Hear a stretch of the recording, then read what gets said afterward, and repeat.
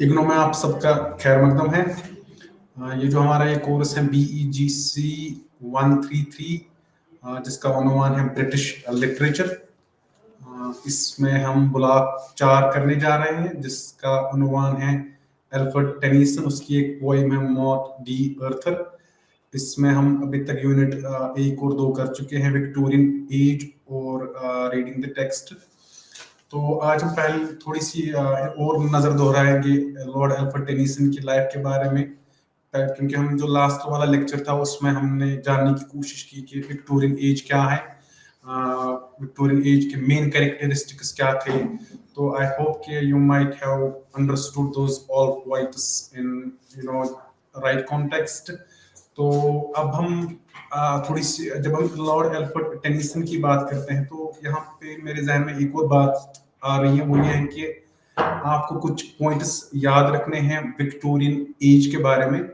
जैसे कि Victorian age जो है, I mean what distinguishes differentiates Victorian age from the earlier ages. तो जब हम विक्टोरियन एज की बात करते हैं तो you will have to remember we are talking about English history, we are talking about English literature. तो एक्चुअली जब हम विक्टोरियन सोसाइटी की बात करते हैं, विक्टोरियन एज की बात करते हैं, जो मेन फंडामेंटल ट्रेट है विक्टोरियन एज का वो ये है कि एक्चुअली इसको नाम क्यों दिया गया है विक्टोरियन एज या क्वीन विक्टोरियन एज के नाम से इसको हम बोल भी सकते हैं। तो actually queen Victoria was ruling, तो आपने ये याद रखना है कि तब क्वीन विक्टोरिया रूल कर रही थी इंग्लैंड पे। ये late 18th century 19th century की बात है। Actually when we estimate this Victorian age, it approximately starts from 1837 and it lasted till 1901। तो विक्टोरियन एज की जब हम अभी बात कर रहे थे कि what differentiates Victorian age from the earlier ages, चाहे आप रोमांटिक एज की बात करोगे या इवन एलिजाबेथियन एज की बात करोगे, नियो क्लासिकल एज की बात करोगे या 17th सेंचुरी एज की बात करोगे, तो actually queen Victoria was ruling. तो एक फीमेल एक रूलर थी इंग्लैंड पे, एक राज कर रही थी। तो ये एक फंडामेंटल ट्रेट है जब हम इंग्लिश हिस्ट्री का अंग्रेजी हिस्ट्री का मुताला करते हैं, तो ये एक ट्रेट है कि एक औरत इंग्लैंड पे रूल कर रही थी, यानी कि इंग्लैंड की जो मलिका थी वो एक औरत थी। तो ये जब आप अगर आप थोड़ा सा पीछे जाओगे, आपको बहुत कम ऐसे इंसिडेंट्स मिलेंगे जहां पे आप एक फीमेल रूलर को देखोगे। Just I would like to mention here कि हम यहाँ पे इंग्लिश हिस्ट्री की बात कर रहे हैं। तो दूसरा जो ट्रेट है विक्टोरियन एज का वो ये है कि एक्चुअली ये ब्रिटिश का ये वो दौर था जब ब्रिटिशर्स रूल कर रहे थे पूरी दुनिया पे, ऑलमोस्ट ये रूल कर रहे थे। क्वीन विक्टोरिया की जब हम एज की बात कर रहे हैं 1837 से लेके 1901, ये वही दौर था जब बड़ा दबदबा था बरतानियों साम्राज्यत का। आपने देखा होगा या पढ़ा होगा कि Britishers, it was actually ruling 1/3 of the world, यानी कि पूरी दुनिया पे इनका रूल चल रहा था। सब कॉन्टिनेंट पे भी इनका रूल थोड़ा सा कुछ देर तक रहा था, ऑलमोस्ट 1950s की दहाई तक। तो अब पहला पॉइंट जो विक्टोरियन एज के बारे में आप याद रखोगे वो ये है कि एक औरत रूल कर रही थी इंग्लैंड पे। दूसरा जो फंडामेंटल ट्रेट है विक्टोरियन एज का वो ये है कि ब्रिटिशर्स रूल कर रहे थे, इनका बड़ा दबदबा था पूरी दुनिया पे। अगर आप सब कॉन्टिनेंट की बात करोगे, अफ्रीकन कॉन्टिनेंट की बात करोगे या इवन लेटिन अमेरिका की बात करोगे, even for that matter if you are going to consider even the अगर आप ऑस्ट्रेलिया की भी बात करोगे तो वहां पे भी ये रूल कर रहे थे। तो उसके बाद एक और इम्पोर्टेंट ट्रेट है विक्टोरियन एज का, वो ये है कि कोई इसमें science and technology was growing by leaps and bounds. तो यू नो दैट कि विक्टोरियन एज में बड़ा दबदबा था साइंस। और जब हम साइंस एंड टेक्नोलॉजी की बात कर रहे हैं तो उस साइंस एंड टेक्नोलॉजी की उस with the development of science and technology actually उसके साथ साथ क्या रेज हो गया था, एग्नोस्टिसिज्म का एक कॉन्सेप्ट रेज हो गया था इंग्लैंड में। तो ये वही दौर था जब चार्ल्स डार्विन यानी कि अपनी जो उसकी बुक है ओरिजिन ऑफ स्पीशीज लेके आया था। विक्टोरियन एज में फिर एक क्योस हो गया था। तब तक एक्चुअली विक्टोरियन एज में रिलीजन का बहुत ज्यादा इम्पैक्ट था एक इंसान यानी कि रिलीजन का बहुत ज्यादा इन्फ्लुएंस था एक इंसान पे। लेकिन with the advent of this science and technology, when Charles Darwin came with this origin of species, even it was during this age, a great philosopher like Nietzsche came with this statement, God is dead. तो ये वो दौर था कि actually there was this conflict between science and religion, और उसके साथ साथ conflict between body and soul. तो ये कुछ ट्रीट्स हैं विक्टोरियन एज के, ये आपने समझने हैं, इनको आपने अच्छे तरीके से समझना है। उसके बाद अगर आप किसी भी राइटर का मुताला करोगे, किसी भी राइटर को समझना चाहोगे, स्पेशली विक्टोरियन पोइट्स हो या विक्टोरियन नॉवेलिस्ट्स हो, या इवन फॉर दैट मैटर जो हमारे जेर बहस जो पोइट है टेलीसन, उसको समझने के लिए ये चीजें आपको समझना बहुत जरूरी है कि विक्टोरियन एज में क्या क्या चीजें हो रही थी, विक्टोरियन सोसाइटी में कौन सी चीज का कितना इन्फ्लुएंस था। तो विक्टोरियन एज में एक्चुअली वहां पे जो था man was a deeply religious minded person. Religion का बहुत ज्यादा इन्फ्लुएंस था मैन पे। बट जब साइंस और टेक्नोलॉजी आई तो man became what you call rational minded. He began to realize each and everything, from scientific point of view. From scientific point of view, he was looking at each and every object, objectively, rationally. तो unless and until उसको वो prove करता तो वो उस theory पे believe ही नहीं करता। तो एक्चुअली यहाँ पे हम टू बिलीव और not to believe was the dilemma of this period. तो ये वही बात है यहाँ पे विलियम शेक्सपियर का जो एक कैरेक्टर है हैमलेट। आप कभी भी ये डिक्टम है, ये जो स्टेटमेंट है, आप भी ये कभी कभार अपनी लाइफ में इस्तेमाल करते हो। जैसे विलियम शेक्सपियर का एक कैरेक्टर है हैमलेट, उसने एक प्ले लिखा है और उसका जो मेन प्रोटोगनिस्ट है हैमलेट, एक्चुअली उसके जो पापा होते हैं उसको he is being he killed by his own brother, यानी कि जो हैमलेट का अंकल होता है तो वो उसको मारता है। तो फिर उसके बाद हैमलेट प्रिंस ऑफ डेनमार्क होता है, बड़ा स्कॉलरली बंदा होता है, इंटेलेक्चुअली बड़ा एफिशिएंट होता है। तो फिर एक स्टेटमेंट आती है क्योंकि वो अब अपने अंकल को मारना चाहता है, तो then Shakespeare came with this statement, to be और not to be, that is the question. तो उसको फिर आप बहुत सारे तरीके से इस्तेमाल करते हो उस स्टेटमेंट को। तो जैसे यहाँ पे टू बिलीव और not to believe was the dilemma of this period. यानी कि अभी तक जो विक्टोरियन सोसाइटी थी, रिलीजियस माइंडेड सोसाइटी थी, बड़े रिलीजन को बड़े अच्छे तरीके से फॉलो कर रहे थे। यानी कि फिर उस जब साइंस और टेक्नोलॉजी का दौर था तो लोगों ने फिर क्वेश्चंस रेज किए। इनकवरी, वो स्पिरिट ऑफ इनकवरी जिसको बोलते हैं, बड़ा बहुत सारे फिलोसोफर्स आए इस एज में, उन्होंने फिर वो स्पिरिट ऑफ इनकवरी पे ज्यादा एम्फेसिस दिया, एक्सपेरिमेंट्स पे ज्यादा एम्फेसिस दिया। साइंस की इजादात बहुत ज्यादा हो रही थी। तो फिर इट वाज लाइक दिस कि जो मैन जो एक विक्टोरियन बंदा था उसने ज्यादा एम्फेसिस फिर साइंस को दिया।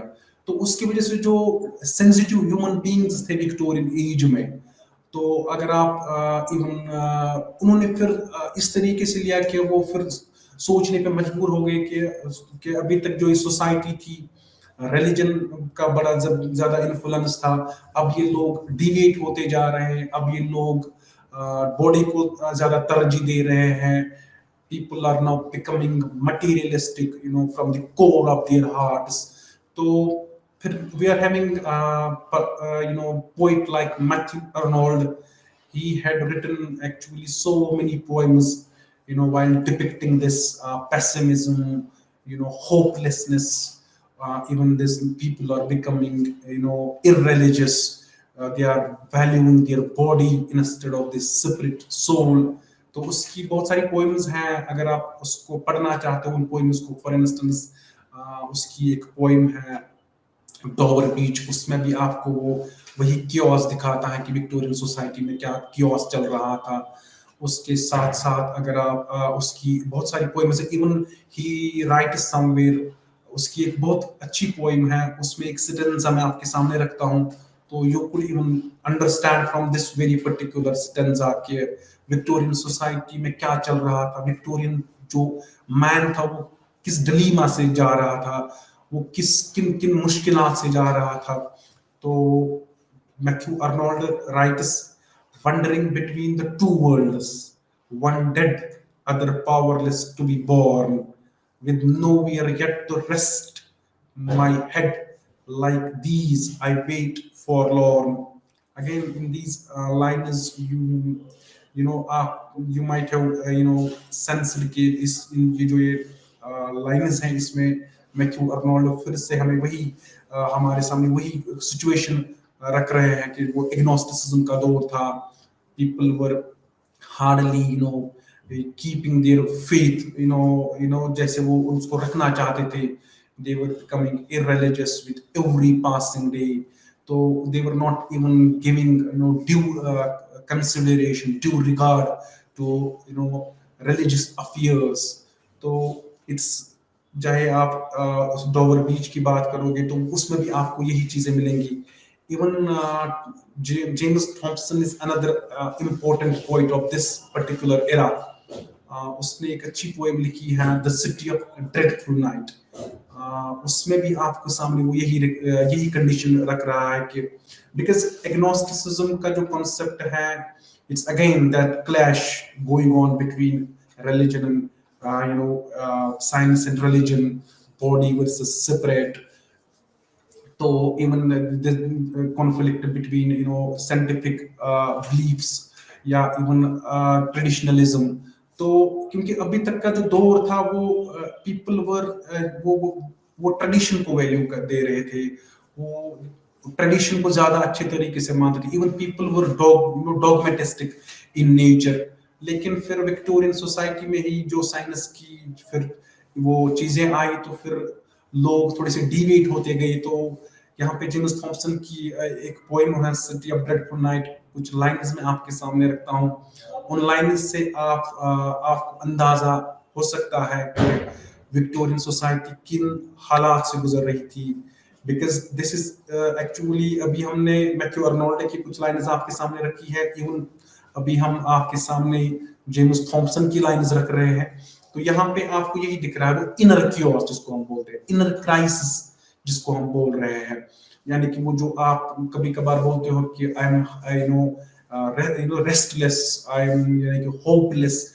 वो man was like dejected, he was like despondent. तो this chaos going on between religion and science and religion, again James Thompson depicts this chaos in his poem The City of Dreadful Night। and the कुछ lines मैं आपके सामने रख रहा हूँ। तो आपको इवन ये खाली साइंस एंड टेक्नोलॉजी ने बहुत ज्यादा इन्फ्लुएंस किया था एक इंडिविजुअल की लाइफ को। ये खाली जरूरी नहीं है कि एक ही तरीके से आप इसको देख लोगे। इवन ह्यूमन रिलेशनशिप पे बहुत ज्यादा इसका इन्फ्लुएंस आ गया। तब तक जो रिलेशनशिप हुआ करती थी, बड़े अच्छे तरीके से ह्यूमंस एक दूसरे के साथ मिलते थे, रिश्ते को बड़े रिश्ते की नजर से देखा जाता था। तो इस विक्टोरियन सोसाइटी में फिर क्या हुआ था कि मैन बिकेम इंडिविजुअलिस्टिक, ईगोइस्टिक जिसको हम बोलते हैं। तो इवन मनी माइंडेड जिसको हम बोलते हैं, फिर लोगों ने इन चीजों की तरफ तवज्जो दिया। And it's in this poem, A City of Dreadful Night, James Thompson depicts this sad state of affairs of Victorian society, and some lines from the poem goes like, मैं कुछ लाइन्स आपके सामने रख रहा हूँ। तो जैसे जेम्स थॉम्सन लिख रहे हैं, the moon and stars may shine, the moon and stars may shine with scorn and pity, the sun has never visited that city. This is very interesting. आपने ये समझना है कि वह तब तक बोला जाता था कि the sun never sets on British empire, because this is famous dictum, vis-a-vis British rule, क्योंकि जब हम ब्रिटिश रूल की बात करते हैं तो तब इवन बोला जाता है कि किसी राइटर ने लिखा भी था कि the sun never sets on British empire, यानी कि जो सन है it never sets on British empire. Why? Because British was ruling in every nook and corner of the world. तो ये दबदबा था। बट इसी दौर में एक बंदा जेम्स थॉमसन जैसा राइटर लिख रहा है, the sun has never visited that city. Here he is actually referring to London, but it's a metaphor. London actually is referring to British rule, it's referring to whole British kingdom. तो because जब भी आप किसी चीज को पढ़ते हो, specially literature को पढ़ते हो, तो you will have to remember कि एक मीनिंग होती है जिसको हम डिनोटेशन बोलते हैं, दूसरी मीनिंग होती है जिसको हम कोटेशन बोलते हैं। So whenever you read any book, B it novel, poem, drama और इवन शॉर्ट स्टोरी, सो आप हमेशा दो तरीके की मीनिंग्स एक बुक से लेते हो। एक होती है जिसको हम सुपरफिशियल मीनिंग बोलते हैं, जो आपको सीधे ही दिख रहा है, जो वर्ड टू वर्ड मीनिंग जिसको हम बोलते हैं, लिटरल मीनिंग जिसको हम बोलते हैं, या इवन अगर हम सिंपल वर्ड्स में समझाने की कोशिश करेंगे जिसको हम डिक्शनरी मीनिंग कहते हैं, तो दैट इज एक्चुअली डिनोटेशन। तो क्योंकि किसी भी पोएम को आप पढ़ लो, डिनोटेशन आपको सीधे समझ, आप उसको लाइन बाय लाइन समझने की कोशिश करते हो। फॉर इंस्टेंस अगर हम आप गालिब की कोई पोएम ले लो, for instance Ghalib right somewhere, लाजिम था कि देखो मेरा रास्ता कोई दिन और, तन्हा गए क्यों अब रहो तन्हा कोई दिन और। When you read this poem, अगर आप इसको डिनोटेशन मीनिंग ढूंढने की कोशिश करोगे, may be you want find, आप उस तह तक नहीं जा सकते हो कि जो एक्चुअली गालिब इस पोएम में लिख रहा है, इस लाइन में जो लिख रहा है, लाजिम था कि देखो मेरा रास्ता कोई दिन और, तन्हा गए क्यों अब रहो तन्हा कोई दिन और। आप इस वर्स को अपने तरीके से ले सकते हो अगर आप डिनोटेटिवली इसको समझने की कोशिश करोगे। अगर आप एक लिटरल मीनिंग से समझने की कोशिश करोगे, आप ऐसे ही समझोगे कि गालिब ने लिखा है, कि आप इसको अपने तरीके से समझ सकते हो, आप इसको इवन अपने आप के साथ एसोसिएट कर सकते हो, रिलेट कर सकते हो। आप इस जैसे गालिब लिख रहे हैं, लाजिम था कि देखो मेरा रास्ता कोई दिन और, यू वुड से कि अगर आप डिनोटेटिवली इसको समझने की कोशिश करोगे, गालिब इज सेइंग परहैप्स कि लाजिम था कि देखो मेरा रास्ता कोई दिन और, he is actually referring here to someone, और उसको बोल रहा है कि शायद ये है कि आप मेरा रास्ता और यानी कि इसकी जो चाह है, इसकी जो विश है, वो ये है कि किसी को एड्रेस कर रहा है, यहाँ पे उससे बोल रहा है, उसको एड्रेस करके ये पूछ रहा है कि आप पे ये जिम्मेदारी थी, आप पे ये रिस्पॉन्सिबिलिटी थी कि आपने मेरा रास्ता देखना था, आपने पहले मेरे को देखना था, मेरे को फॉलो करना था। तो अगर हम डिनोटेशन की बात करेंगे, आप अपने आप तरीके से इस वर्स को समझ सकते हो, even denotatively, and this is the beauty of literature. It is a literature you could even comprehend each and every verse, each and every novel from your own perspective. Even जो भी आपका मन करता है, जैसे भी आप समझने की कोशिश करते हो, तो इसमें कोई पाबंदी नहीं है, इसमें कोई वो आप पे कोई यानी कि वो आप पे कुछ ऐसा नहीं है कि आप बाइंड नहीं कर रहे हो आप पे कि बस यही, जैसे हम साइंटिफिक टेक्नोलॉजीज की बात करते हैं या इवन एक्सपेरिमेंट्स की बात करते हैं। If, for instance, if Einstein says E is equal to mc square, you will have to prove it. Einstein had already proved it. या अगर आप कोई ऐसी न्यूटन की कोई थ्योरी ले रहे हो, Newton first law, second law, और even for that matter his third law, even Marie Curie की कुछ लॉज ऑफ पढ़ोगे, उसकी एक्सपेरिमेंट्स आप देखोगे, रदरफोर्ड, तो इनके एक्सपेरिमेंट्स को आप प्रूव करते हो लेबोरेटरी में। जब आप प्रूव करके फिर आपको, जब आप किसी तय तक नतीजे तक पहुंचते हो, तो फिर आप बोल रहे हो कि yes, this experiment has been successfully proved. तो फॉर इंस्टेंस, तो किसी भी साइंटिफिक डिस्कवरी की आप बात कर लो, लेकिन लिटरेचर में कोई पाबंदी नहीं है। You are not even bound to say this is the real and perfect meaning of this verse. No. And this is actually it different. This is one of the beautiful traits of literature. This trait that is कि आप एक हर एक reader अपने तरीके से meaning निकाल सकता है हर एक वर्स की. And this trait differentiates actually literature from other branches of knowledge. You are having your own freedom. You can even read a novel or a short story. वहां पे आपके पास लाइसेंस है. आप कोई भी मीनिंग वहां से निकाल सकते हो. फॉर इंस्टेंस मैं आपके सामने एक थोड़ी सी एग्जांपल इस तरीके से समझाता हूँ. For instance you are listening to some ghazals of Jagjit और for that matter Munni Begum और कुछ सॉन्ग्स आप सुन रहे हो. वो राइटर जो था जिसने वो लिखा था या लिखा है उसने किसी और पर्सपेक्टिव में वो लिखा होगा, लेकिन आप अपनी तरीके से उसको रिलेट करते हो. Maybe you might have witnessed or faced some incidents in your life. तो फिर उन लाइन्स को अपने लाइफ के साथ रिलेट करते हो. तो वहां पे आपको कोई ये नहीं बोलता है कि आपने ये क्यों किया है. तो this is one trait which differentiates literature from other branches of knowledge. That is this कि आपके पास लिबर्टी है, फ्रीडम है. आप जैसे भी किसी बुक को पढ़ना चाहते हो. तो बात कर रहे थे हम डिनोटेशन और कनोटेशन की. डिनोटेशन में नाउ यू अंडरस्टैंड कि अभी गालिब की बात कर रहे थे. लाजिम था कि देखो मेरा रास्ता कोई दिन और, तन्हा गए क्यों अब रहो तन्हा कोई दिन और. एक्चुअली डिनोटेटिवली आप अगर इसको समझने की कोशिश करोगे तो मे बी आप उस नतीजे तक नहीं पहुंचोगे, क्योंकि जो एक्चुअली इस वर्स की जो रियल मीनिंग है, इस वर्स में जो जज्बात गालिब हमारे साथ शेयर करते हैं, अपने इमोशन, सेंटिमेंट, फीलिंग्स इस लाइन में वो शेयर करते हैं. तो आपने फिर थोड़ा सा स्टडी करना है, गालिब की लाइफ को स्टडी करना है उसकी, और ये भी पढ़ना है कि ये वर्स क्यों लिखी गई है. तो जब आप उस तह तक जाते हो आप मीनिंग्स और दूसरी मीनिंग्स ढूंढने की कोशिश करते हो, तो उसको हम कनोटेशन बोलते हैं.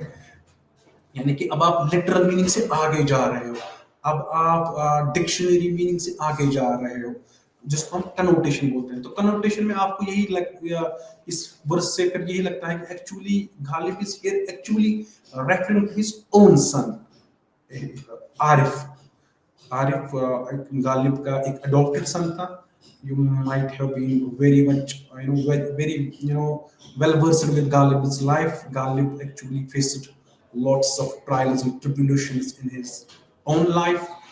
When he was living, he went through so many trials, and his life was full of sufferings. He lived his life in turmoil. तो एक टर्मोइल उसकी लाइफ में ये भी था कि when he married, he lost all of his children during infancy. Perhaps if I am remembering correctly, actually he lost his 5 children during the age of infancy. None of them crossed. यानी कि Ghalib's children, none of them crossed perhaps the age of 2. So you could even understand किस turmoil, कितना dejected Ghalib था. Being a parent, you could understand कि एक बंदा he lost all of his children very young. तो उसने फिर क्या किया, उसने फिर एक अपना उसकी जो वाइफ थी उसके रिलेशन की साइड से उसने फिर एक बंदे को अडॉप्ट किया. उसको फिर उसने अडॉप्टेड सन जिसका नाम आरिफ था. आरिफ भी actually he too died when Ghalib was alive. This is again a great tragedy for a man, witnessing his own son's coffin. तो फिर अच्छा हम कनोटेशन की बात करें तो अब ये है कि जब अब यही इसमें एक्चुअली गालिब किससे रेफर कर रहा है. लाजिम था कि देखो मेरा रास्ता कोई दिन और, तन्हा गए क्यों अब रहो तन्हा कोई दिन और. तो जब आप कनोटेटिवली स्टडी करना चाहते हो पोएम को, तो यहाँ पे अब आपको डीपली स्टडी कर रहे हो, क्रिटिकल एनालिसिस कर रहे हो एक पोएम का, तो वहां पे आपको अब ये इस नतीजे तक पहुंच रहे हो कि गालिब ने जो एक्चुअली ये वर्स जो लिखी है अपने सन के लिए ये लिखी है. तो यहाँ पे कोई और इवन इसी पोएम में एक और जगह गालिब लिखते हैं हाँ ए पीर फलक जमा था अभी आरिफ। यहां से शायद अगर आप इस वर्ष को देख लोगे, मे बी आपको डिनोटेटिवली मीनिंग जो आप एक वर्ष को समझते हो डिनोटेटिवली, यानी कि जो लिटरल मीनिंग होती है, अगर आप इस वर्ष को पढ़ लोगे शायद आप समझ जाओगे कि Ghalib is referring in this verse to his son whose name was Arif. Now actually in this verse Ghalib क्या लिख रहे हैं? हाँ ए पीर फलक जवां था अभी आरिफ, तेरा क्या बिगड़ता जो ना वो रहता कोई दिन और। This is Ghalib for you.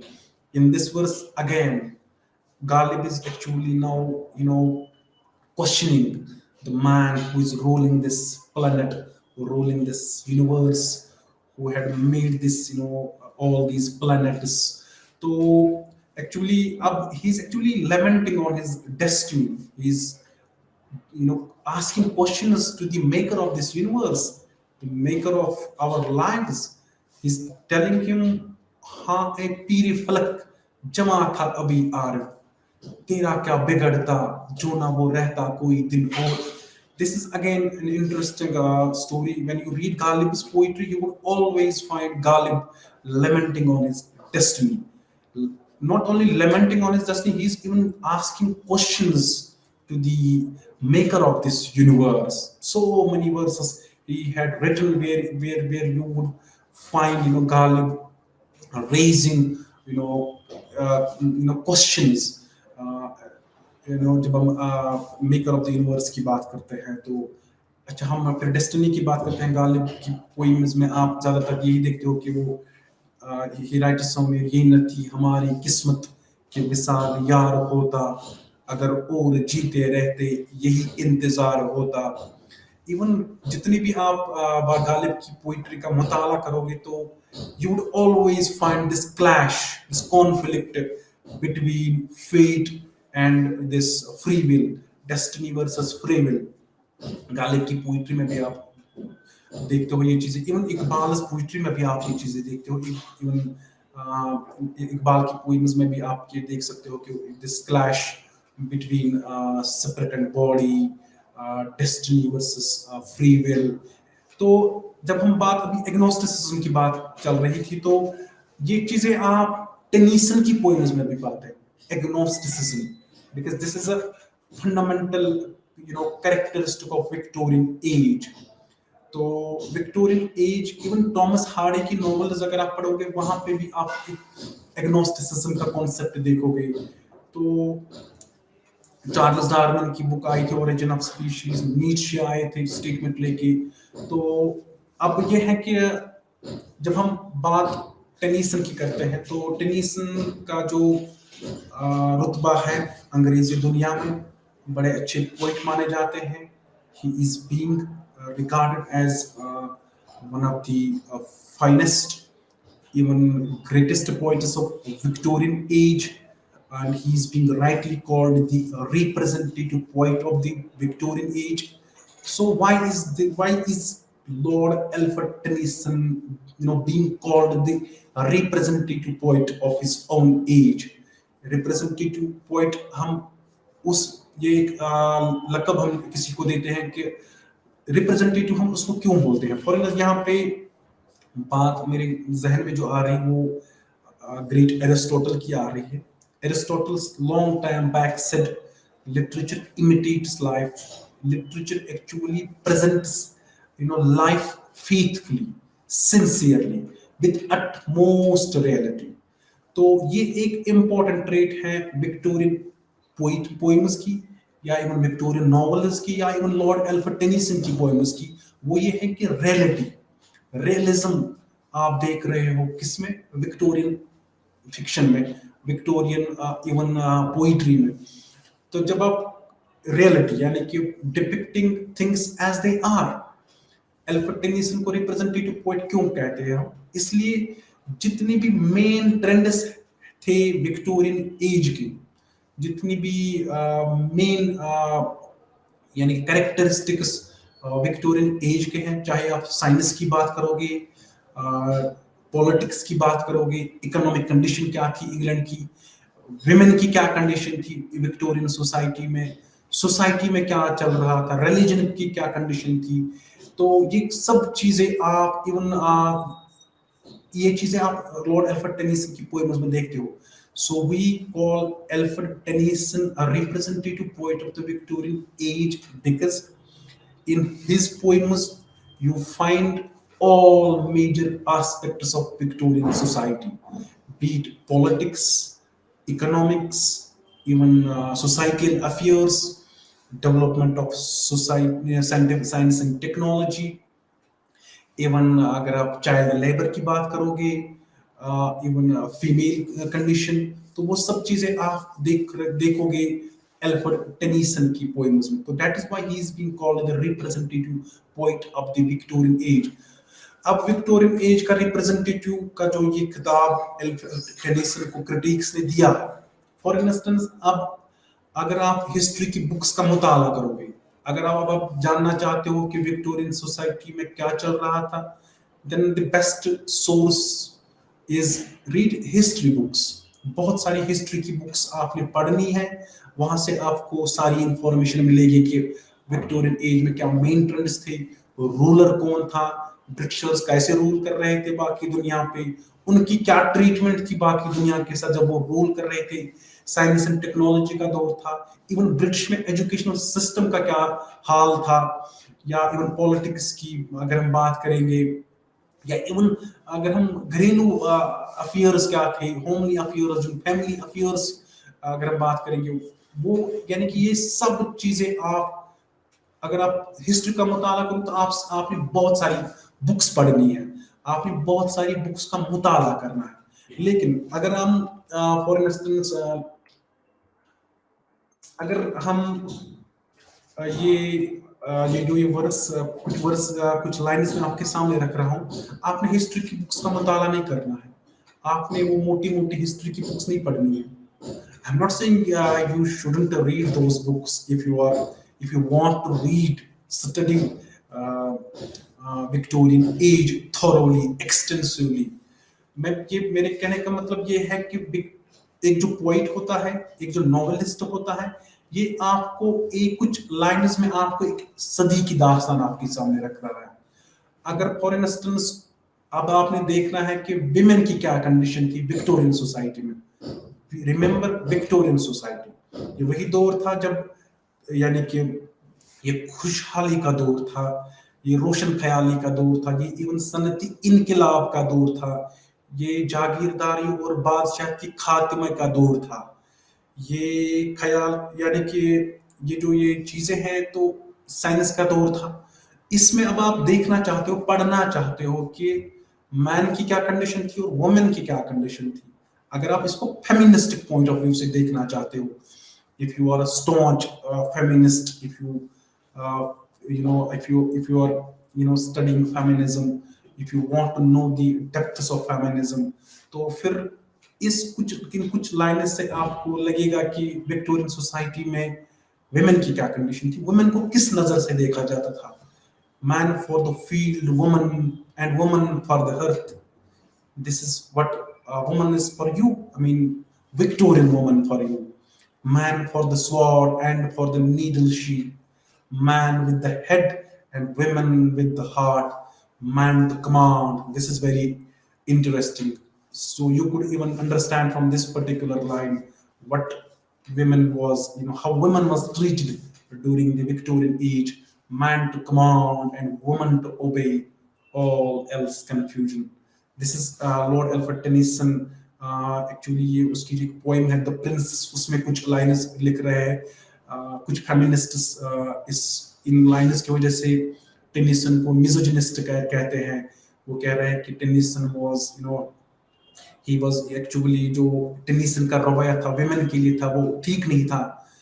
If you are feminist, even in lines को देख के, इन लाइन्स को पढ़ के आपको भी शायद you won't like Tennyson anymore. Even कुछ और लाइन्स आपके सामने रखेंगे तो ये जो कुछ लाइन्स हैं, इन कुछ जैसे वो ये एक लॉक्सली हॉल एल्फ्रेड टेनिसन की पोएम है, तो इसमें भी आपको वुमेन की कंडीशन जो आपके सामने हम रखेंगे कि वुमेन की कंडीशन क्या थी, वुमेन को किस नजरिए से देखा जाता था, वुमन का क्या रुतबा था विक्टोरियन सोसाइटी में, बिकॉज विक्टोरियन सोसाइटी ये हमने बहुत पीछे नहीं जाना, 100-150 साल पीछे जाना है। ये वही दौर था जब ब्रिटिशर्स वो बाकी दुनिया पे राज कर रहे थे, बाकी दुनिया को वो समझा रहे थे, we are the rulers, we know how to civilize you, we are civilized people and you are not. अगर आप पोस्ट कॉलोनियल लिटरेचर के साथ, अगर आप पोस्ट कॉलोनियलिज्म का मुताला करोगे, then there is this famous theorist in Edward Said. He is a well-known theorist on post-colonialism. In fact, he is one of the founders of post-colonial school of thought. तो उसकी एक book है orientalism, 1978 में ये book publish की थी Edward Said ने। बड़े अच्छे क्रिटिक रह चुके हैं, फलस्तीन से वो ताल्लुक रखते थे, जिविश थे। तो लेकिन उस बुक में वो आपके सामने एक कंडीशन रख रहा है कि वो बाइनरी, वो अपोजिशन, वो वेस्टर्न सिविलाइजेशन क्यों अपने आप को सुपीरियर समझ रही है, वो क्यों समझ रहे हैं कि हम डिजर्व करते हैं पूरी दुनिया पे राज करना। वो अपने आप को ह्यूमन्स कहते हैं, सिविलाइज्ड कहते हैं। Rest of the world, more particularly जो सब कॉन्टिनेंट के लोग हैं and people who are living in African continent, उन लोगों को जो यूरोपियन सिविलाइजेशन है, यूरोपियंस हैं, वो लोग इन लोगों को बारबेरिक समझते हैं, एंशिएंट समझते हैं, अनसिविलाइज्ड समझते हैं। तो if you want to know this binary in a, you know if you want to read it in an extensive manner, then read this Edward Said's book, which is named as Orientalism. उसमें आपके सामने Edward Said बड़े अच्छी तरीके से वो dichotomy है, differences हैं जो यूरोपियन सिविलाइजेशन और रेस्ट ऑफ द वर्ल्ड में है, उसमें आपको दिखेगा कि कैसे क्यों यूरोपियंस अपने आप को सुपीरियर समझते हैं। Even though Edward Said is actually in that particular book, debunking this mythology, this myth of Western civilization that they are the superior creature, they are the superior race.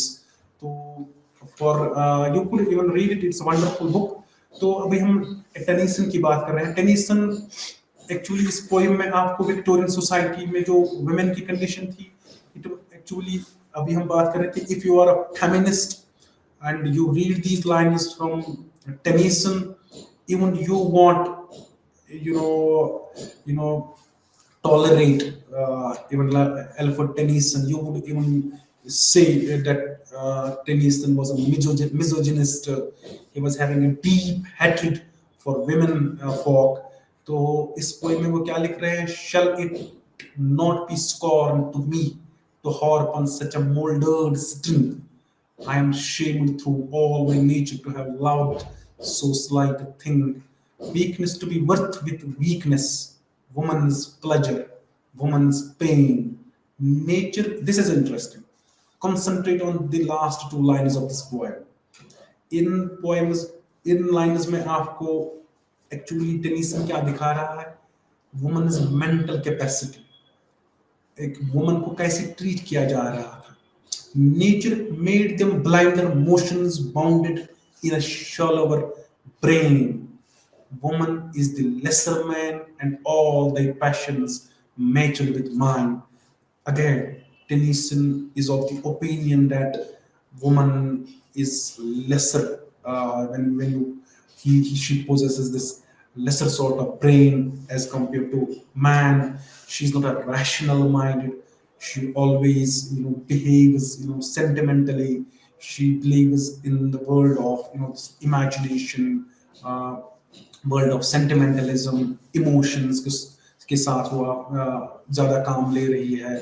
तो in line actually अगर आप इस context को side में रखोगे और ये देखोगे कि विमेन की क्या कंडीशन थी, मे बी एल्फ्रेड टेनिसन का शायद ये रवैया था कि मैं एक पोइट, एक राइटर का पर्पस होता है, वो कुछ चीजों को हमारे सामने लाना चाहता है।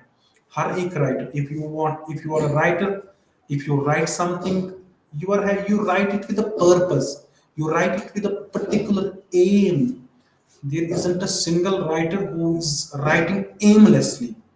तो हर एक राइटर का एम होता है, may be a writer writers maybe to become famous, to win this name and fame. Someone writes because he just wants to earn money. And there is another category of writers, they write primarily, essentially for their what you call this art for art's sake. They just want to express their own feelings, their own world of imagination, the incidents which they have had witnessed or they are facing in their life. So there is even another category of writers, they write for life's sake. They're having this purpose in life that they want to teach us. They just treat their readers as वो हमें सिखाना चाहते हैं. As Wordsworth long time back said, treat me nothing except as a teacher. So when you read William Wordsworth's poetry, you will have to remember this point that Wordsworth himself said. Whenever you are going to read his poems, you will have to always, invariably, consistently treat him as a teacher. You will have to when you read his poetry, you will have to make, यानी कि आपने ये याद रखना है कि कुछ ना कुछ वर्ड्सवर्थ आपको अपनी पोइम्स में समझा रहा है. इवन फॉर अगर आप इकबाल की पोइट्री का मुताला करोगे, इकबाल की पोइट्री में भी आपको, even Iqbal is he is an instructor for you. He teaches you. He is what you call, जैसे वो मोरलिस्ट एक काम करता है. जैसे इवन रॉबर्ट, अगर आप रॉबर्ट फास्ट, अल्लामा इकबाल की बात करोगे, टी.एस. इलियट की बात करोगे, इवन टेनीसन की बात करोगे, ये हमारे लिए टीचर्स हैं. ये हमें समझाना चाहते हैं, सिखाना चाहते हैं. फॉर इंस्टेंस अभी हम इकबाल की बात कर रहे थे. अगर आप इकबाल की पोइट्री का मुताला करोगे, you would you would persistently see this trait in Iqbal's poetry. He's always he just wants to mold your character. यानी कि वो आपके करेक्टर को ठीक करना चाहता है. वो आपको कुछ सिखाता है अपनी पोएम्स के जरिए. इवन अगर आप कोई भी पोएम इकबाल की लोगे, तो वो आपको वहां पे समझाना चाहता है कि ये वाला चीज आप कर लो, ये वाला चीज you will have adopt this trait and leave this trait. तो जब हम टेनीसन की बात करते हैं, टेनीसन्स पोई, जब हम अभी टेनीसन की बात जो हम कर रहे हैं, टेनीसन में भी आप ये चीजें देख रहे हो. तो बात ये हो रही थी कि शायद टेनीसन का मकसद ये था कि जो विक्टोरियन सोसाइटी में चीजें हो रही थी, विमेन की कंडीशन को, विमेन को कैसे ट्रीट किया जा रहा था विमेन विक्टोरियन सोसाइटी में, तो शायद उसका पर्पस ये था कि मैं ये चीजें कैप्चर करूं, मैं अपनी पोएम्स में ये चीजें लिख लूं. May be this is not true कि मे बी ऐसा भी हो सकता है कि Tennyson was not a misogynist, he didn't hate women for, may be उसका पर्पस ये हो सकता था कि उसने सोचा होगा कि जो आने वाली जनरेशन उन तक ये मैसेज पहुंचाना चाहता हूं कि विक्टोरियन सोसाइटी जो बड़े यानी कि विक्टोरियन सोसाइटी में बहुत सारी चीजें हो रही थी, और उन्हीं चीजों के साथ साथ बड़े रूल कर रहे थे बाकी दुनिया पे, साइंस और टेक्नोलॉजी में बहुत ग्रो कर रहे थे, तो उसके साथ साथ विमेन को ये लोग ऐसे ट्रीट कर रहे थे. तो this is one important point which you will have to remember vis-a-vis Tennyson's poetry. तो उसके साथ साथ टेनीसन की पोइट्री के साथ एक और पोएम उसने लिखी है, द डिफेंस ऑफ लखनऊ. तो अब पर्पसेस चेंज होते जा रहे हैं. जो ही आप किसी पोएम को लिखते हो, आपका इंटेंशन कुछ और होता है, आपका पर्पस कुछ और होता है. फॉर इंस्टेंस अभी हम बात कर रहे थे, लॉक्सले हॉल की हमने बात की, हमने द प्रिंसेस की बात की, हम यहाँ पे विमेन की कंडीशन दिखा रहा था. तो डिफेंस ऑफ लखनऊ जो टेनीसन की बहुत अच्छी एक इम्पोर्टेंट पोएम है, उसके साथ साथ पहले मैं आपके साथ उसकी एक और इम्पोर्टेंट पोएम है जिसका टाइटल है यूलिसिस. यूलिसिस में आपको टेनीसन क्या दिखा रहा है? यही दिखा रहा है कि जो विक्टोरियन मैन है ये आगे बढ़ना चाहता है, ये रैशनल माइंडेड बनता जा रहा है, ये यूलिसिस में उसमें वो एक बहुत अच्छी इंपॉर्टेंट पोइम है वो, उसमें आपको वो एक होप देता है। अगर फॉर इंस्टेंस कोई होपलेस है, ना उम्मीदी की दौर से गुजर रहा है, अफसरदा है, गमजदा है, तो अपनी लाइफ को बड़े अच्छे तरीके से नहीं जी पा रहा है, टेनिसन की पोएम है Ulysses. May be if you read this poem, इस पोएम में आपको जो टेनिसन एक होप देता है, आपको टेनिसन विक्टोरियन सोसाइटी के जरिए आपको समझाने की कोशिश कर रहा है कि आप अगर होपलेस हो, कुछ चीजें हैं कि जो आपको होप देती है। तो इवन उसमें दिखाता भी है कि जो ये लाइफ है, you will it's a continuous struggle. You will have to strive for it. If you haven't achieved anything, then strive it for more. you know जैसे वो उसकी एक फेमस उसमें एक लाइन है, जैसे वो लिख रहे हैं उसमें टू स्ट्राइव, उसमें वो जो लास्ट वाला स्टेंजा है यूलिसिस में, वो बड़े बहुत अच्छा इंपॉर्टेंट स्टेंजा है उस पोएम में। यूलिसिस एंड इन मेमोरियम, ये दो पोएम्स हैं जिनमें आपको टेनिसन दिखाता है कि साइंटिफिक स्पिरिट जो मैन का था विक्टोरियन सोसाइटी में, मैन कितना एक कितना इन्फ्लुएंस था साइंस का, वो इन दो पोएम्स में, और पर्टिकुलरली इन मेमोरियम में वो आपको दिखाता है। Even this clash going on between religion and science, clash going on between body and soul. Tennyson depicts these aspects of Victorian society in his poem called In Memoriam. लेकिन उसके साथ साथ Tennyson was a, if you are a feminist, you are labeling him as a misogynist, then you Tennyson जो था, he was a patriot, he was a nationalist. उसने एक poem लिखी है द डिफेंस ऑफ लखनऊ, ये एक अच्छी पोएम है। लेकिन इस पोएम में आपको दिखेगा कि जब आप इस पोएम का मुताला करते हो तो इस पोएम में आपको टेनिसन जैसा बंदा, टेनिसन जैसा एक एफिशिएंट बंदा, एक स्कॉलरली बंदा यहाँ पे डिफेंस ऑफ लखनऊ में, क्योंकि ये वही दौर था जब ब्रिटिशर्स रोल कर रहे थे इंडिया पे। तो डिफेंस ऑफ लखनऊ में इस पोएम में आप क्या लिख रहे हैं, टेनिसन इस पोएम में हमें क्या दिखा रहा है। जैसे अगर आप फॉर इंस्टेंस ये जो डिफेंस ऑफ लखनऊ है, इसमें जब हम डिफेंस ऑफ लखनऊ की बात करते हैं, टेनिसन की एक अच्छी पोएम है, तो इसमें आपको एक पेट्रियट नजर आएगा, टेनिसन एक नेशनलिस्ट की नजर से आपको वो नजर आएगा। तो लेकिन यहाँ पे आप मे बी आप ये जब आप यहाँ पे आपको दिखेगा कि Tennyson is actually he is in favour of British rule, यानी कि he is in favour of imperialism जब आप इस पोएम का मुताला करते हो।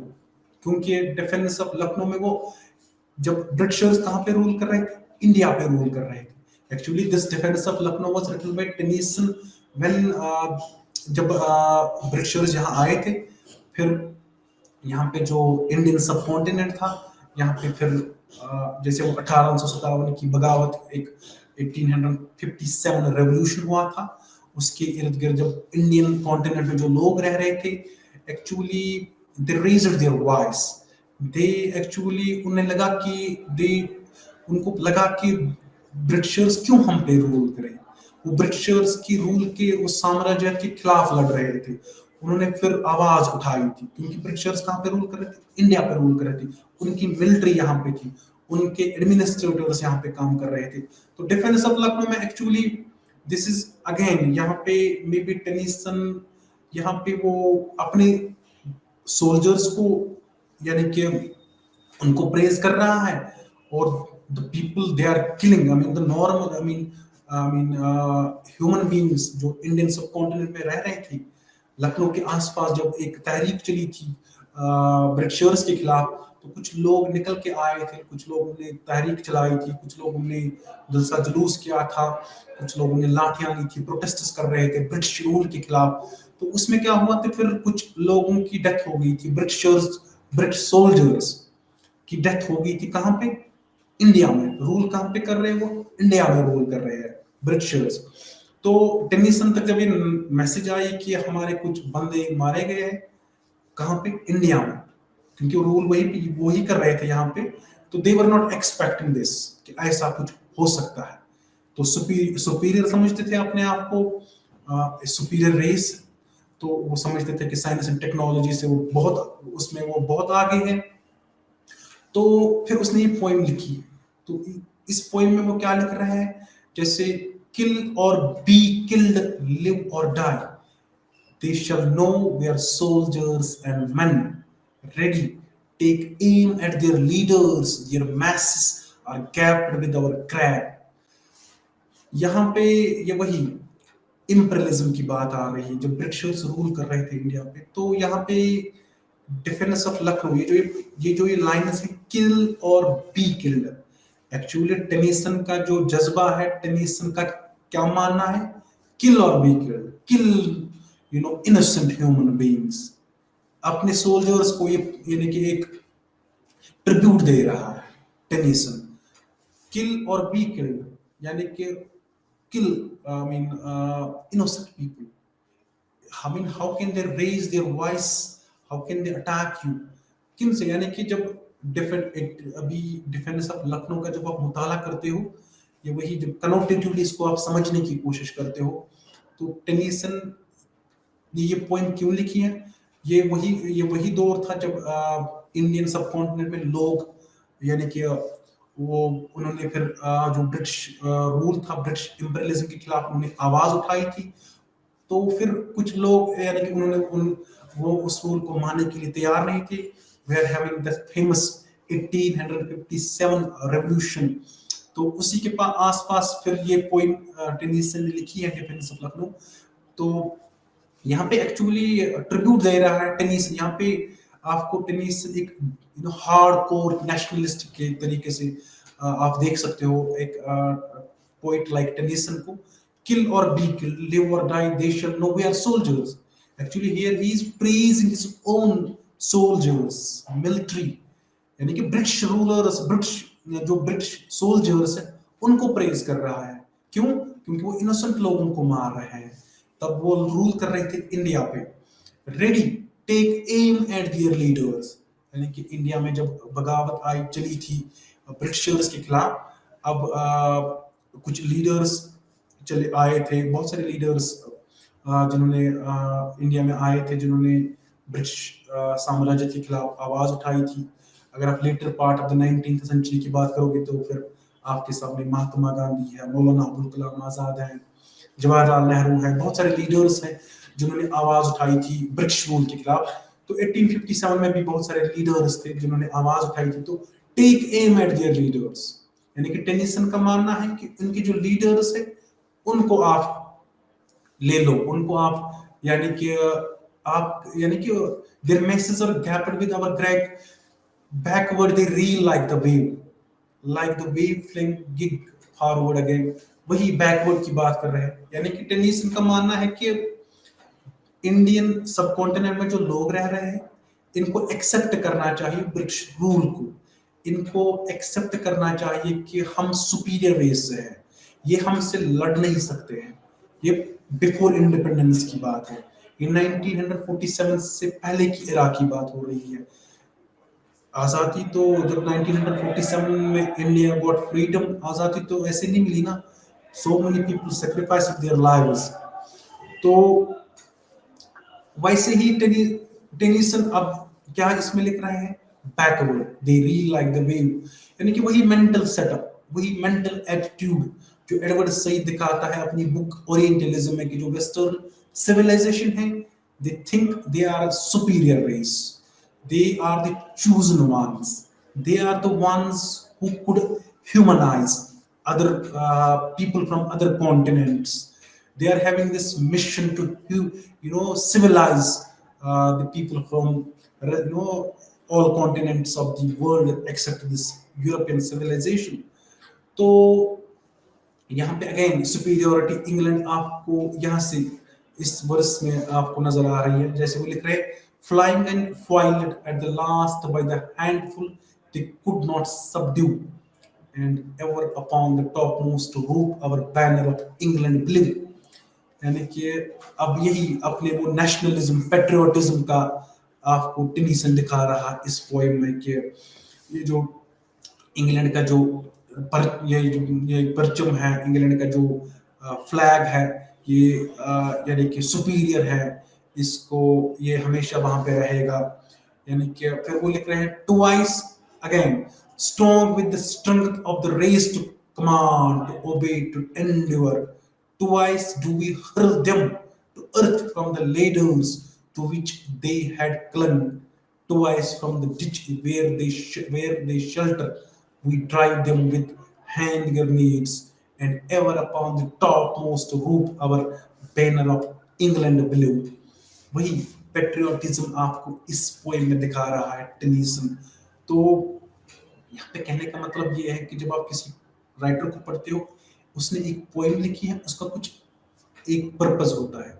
आप फॉर इंस्टेंस अगर आप किसी नॉवेलिस्ट की बात करोगे, अगर आप ऑरन पामुक एक अच्छे नॉवेलिस्ट है, उसकी नॉवेल्स को आप अगर आप पढ़ोगे, उसने बहुत सारे इश्यूज अपने नॉवेल्स में डिस्कस किए हैं, लेकिन पर्पस ये होता है कि आप कुछ मैसेज पहुंचाना चाहते हो। For instance, if you read Orhan Pamuk, you know, he's a famous Turkish novelist. He won a Nobel Prize for Literature. उसकी एक इम्पोर्टेंट नॉवल है स्नो। उसमें आपको बहुत सारे इश्यूज जो टर्की में है, even this issue of wearing हिजाब, वो उस यानी कि इस नॉवल में स्नो में आपको वो वाला इशू आपके सामने ला रहा है कि why women are committing suicide in Turkey. People, I mean, college going girls, they are not being allowed to come to the campus while having hijab on their head. तो उसमें ये एक इशू है टर्की में। तो ये मैं खाली एक इशू आपके सामने रख रहा हूँ। इफ यू आर अगर आप लिटरेचर को अच्छे तरीके से सीरियसली पढ़ना चाहते हो देन और देखना चाहते हो कि पर्पस क्या है एक राइटर का, अगर आप ऑरन पामक की स्नो को पढ़ोगे, इसमें आपको ये आपके सामने वो सिचुएशन, जैसे हम एरिस्टोटल की बात कर रहे थे कि एक जो राइटर होता है ये रियलिस्टिकली आपके सामने पॉइंट्स रखना चाहता है, जो इवन दो फिक्टिशियस मैनर में ही आपके सामने वो रख ली, लेकिन जो सोसाइटी में कुछ हो रहा है वो आपके सामने वो रख रहा है। जैसे भी टेनीसन की बात कर रहे थे, वुमेन की कंडीशन हमने देखी, defence of Lucknow, this is a real incident which took place. तो इस और ये मेंटल एटीट्यूड आपको टेनीसन का नहीं, ये एक्चुअली इंग्लैंड का मेंटल एटीट्यूड आपको इस पोएम में टेनीसन दिखा रहा है कि इंडियन सब कॉन्टिनेंट में लोगों की ऐसी जरूरत होगी कि वो हमारे सोल्जर्स के खिलाफ लड़ने के लिए आ गए हैं। तो ये एक मेंटल एटीट्यूड है, यानी कि रियलिस्टिकली आपके सामने एक राइटर जो है पॉइंट्स रखता है। वैसे ही ऑरन पामुक इस स्नो में एक टर्किश में जो प्रॉब्लम है हिजाब, जैसे वहाँ पे इंस्टीट्यूशंस या इवन पब्लिक इंस्टीट्यूशन जो वहाँ पे है, उन वहाँ पे औरतों को एलो नहीं किया जाता है while having this scar upon their head, although rules have been now relaxed there, लेकिन ये तब की बात है जब कुछ प्रॉब्लम्स हुआ करती थी, जब लोगों को औरतों को हिजाब के हुकूक नहीं मिल रहे थे। तो ऑरन पामुक ने ये इशू किस नॉवल में डिस्कस किया है? स्नो में। Even there is this problem in Turkey के वहां पे वो फ्रीडम ऑफ एक्सप्रेशन वो वहां पे उतना नहीं है। वो ये वाला इशू आपको टर्की के का जो ये इशू है वो स्नो में ही आपके सामने ला रहा है ऑरन पामुक। तो अब कुछ जो बचता है अभी टेनीसन के बारे में, तो वो हम नेक्स्ट लेक्चर में बात करेंगे, कंटिन्यू करेंगे इसको हम नेक्स्ट लेक्चर में। Till then take very good care of yourself.